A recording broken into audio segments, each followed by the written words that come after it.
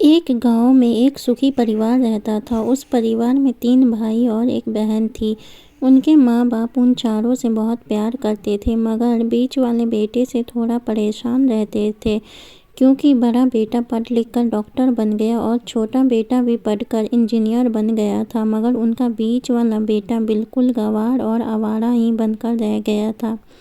अब उनके 2 बेटे डॉक्टर और इंजीनियर ने शादी भी कर ली थी और कुछ महीनों के बाद ही उनकी बेटी की भी एक अच्छे घराने में शादी हो गई थी।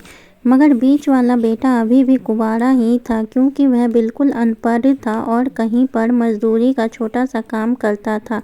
इसलिए उसे शादी के लिए कोई भी लड़की नहीं मिल रही थी और उसके माँ बाप उससे बहुत परेशान हो चुके थे।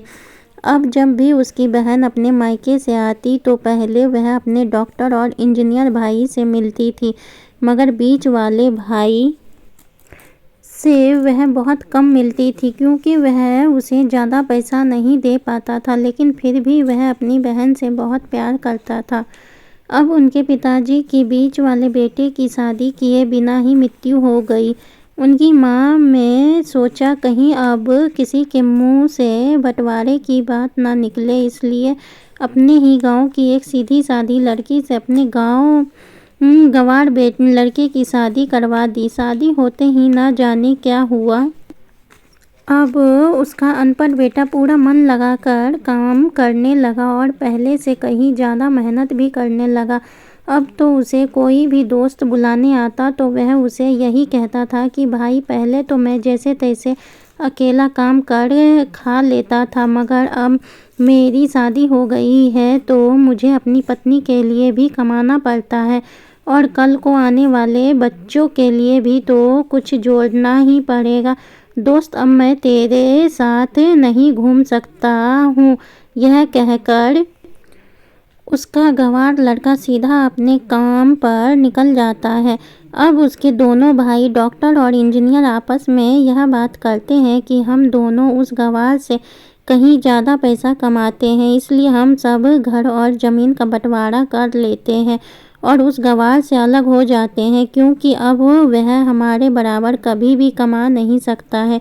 इसलिए उन दोनों भाइयों ने अपनी माँ के लाख मना करने के बावजूद भी बंटवारे की तारीख तय कर दी और उन्होंने अपनी बहन को भी बुलवा लिया और अपने गंवार भाई से भी कहा कि आज तुम अपने काम पर मत जाना, क्योंकि हम सब आज घर और ज़मीन का बंटवारा करेंगे। उसी वक्त उसकी बहन भी एक आ जाती है। तभी उसका गंवार भाई कहता है कि तुम लोग बंटवारा कर लो, मुझे जो भी देना हो दे देना, मैं शाम को आकर अंगूठा लगा दूंगा। तभी उसकी बहन कहती है, अरे बेवकूफ़, तू तो अनपढ़ ही रहेगा, ज़मीन का हिस्सा तो आमने सामने बैठकर ही होता है। तभी उसके दोनों भाई भी बीच वाले गंवार भाई को उल्टा सीधा कहते हैं। तभी उसकी माँ भी उसे कहती है कि बेटा, आज तू काम पर मत जा, बंटवारा तेरे सामने ही होगा तो ही अच्छा है। उसी वक्त वकील भी आ जाता है।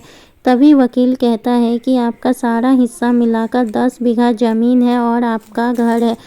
अब यह बताओ कि किसको कितना हिस्सा देना है। मैं उसी हिसाब से बंटवारे के कागज बना दूंगा। उसी वक्त उनका गंवार भाई कहता है कि वकील साहब, 5-5 बीघा मेरे दोनों भाइयों के नाम लिख दो और यह जो हमारा मकान है यह मेरी प्यारी बहन के नाम कर दो। तभी उसके दोनों भाई और बहन पूछते हैं कि और तू हिस्सा में क्या लेगा। तभी उनका गंवार भाई कहता है कि मेरे हिस्से में मेरी प्यारी माँ है ना। और तभी वह अपनी पत्नी की तरफ मुस्कुराते हुए कहता है कि क्यों मेरी प्यारी पत्नी,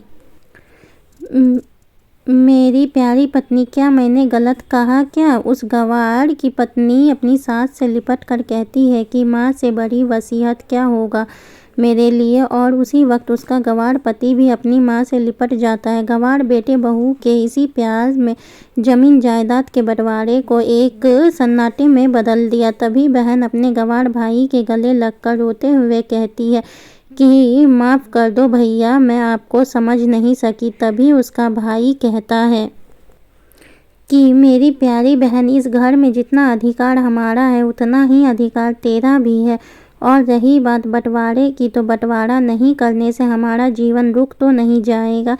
क्यों करते हैं हम बंटवारा? क्या हम एक साथ मिलकर नहीं रह सकते, जैसे हम बचपन में मिलकर रहते हैं? एक साथ मिलकर रहने को ही तो कहते हैं एक अच्छा परिवार, और उस अच्छे परिवार को संभालती है एक माँ। तभी उसके दोनों भाई भी बहुत शर्मिंदा होते हैं और वह बंटवारा के सभी कागज फाड़ कर फेंक देते हैं, और उस दिन के बाद से ही उनका पूरा परिवार खुशी खुशी एक साथ ही रहने लगा। तो दोस्तों, यह थी परिवार और माँ, एक सच्ची कहानी। दोस्तों, आपको हमारी कहानी कैसी लगी कमेंट बॉक्स में ज़रूर बताइएगा, और हमारी ऐसी कहानी सुनने के लिए हमारे चैनल को लाइक और सब्सक्राइब ज़रूर कीजिएगा। धन्यवाद।